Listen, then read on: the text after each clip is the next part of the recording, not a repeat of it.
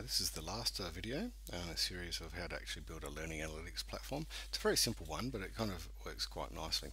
So we've set up a form, we've collected information, we've got the right questions in there, we've got it automatically marking, automatically copying formulas, and automatically sending an email out to the kids. Now, as a teacher, we want to be able to have a quick snapshot of how the kids are going and who needs help and who doesn't need help. So what I'm going to do here is I'm going to add another sheet, which I'm just going to call analysis. And what I want to do is I want to bring everything in from this sheet along here, but I really just want to have a look at these four answers here.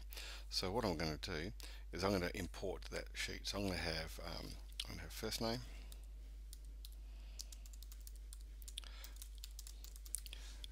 and then I'm going to have a couple of other things there, but I'll show you what I'm going to do in a bit. So what I want to do is I want to import a range of data. So this is another function inside Google, which we go import range, and what that will do is that will import a whole lot of information from a spreadsheet for us.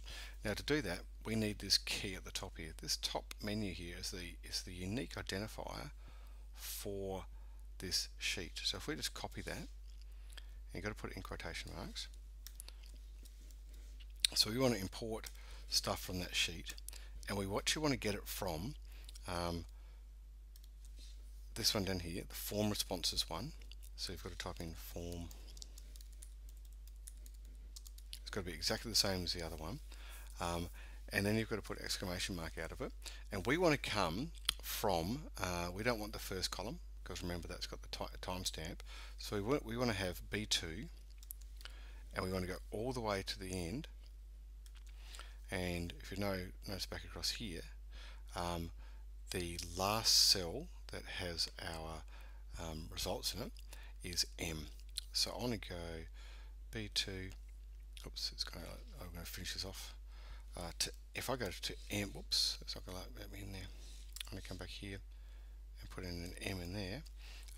What that's going to do is that's going to be able to let me count all the way to the bottom of M. It's not going to keep on looking for another one. So I've said from B2 to M, and it's just going to keep on going to the bottom of M. Okay.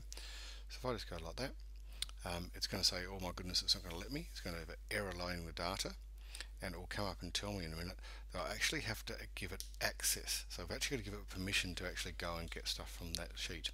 So if I go allow access, what it's going to do is in a second it will get in there, it will refresh and bring in all the information. Notice how it's brought those kind of things there. My first name is test, the next one's solutions, and these are my answers.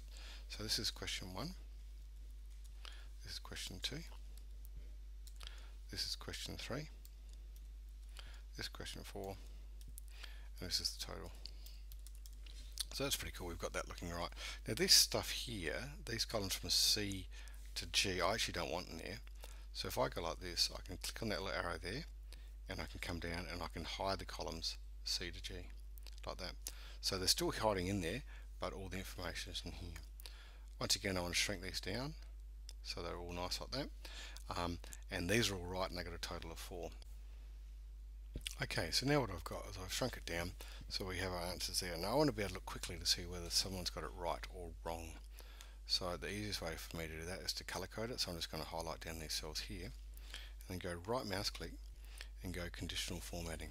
And what this does is it says, okay, let's look at those range of cells there. I might even go K to 100 because I might have 100 kids doing this. I want to give a condition. The condition is if that cell's equal to 1, I want you to color it for me, and I would like it to be a bright color. I like it to be that one. That's good. I like that. But if I now want to add another rule. So at the moment, if it's equal to 1, it's going to give me a green color. If it's equal to 0, I want to give it a red color. So now I'm going to change that to go, if you are equal to 0, at the moment it's putting it to green. I want to be a custom color, and I want to go to red. If I go done, I now have 2 rules. It tells me what they are. If value 1 is equal to 1, it's going to give me green. If it's equal to 0, it's going to give me red.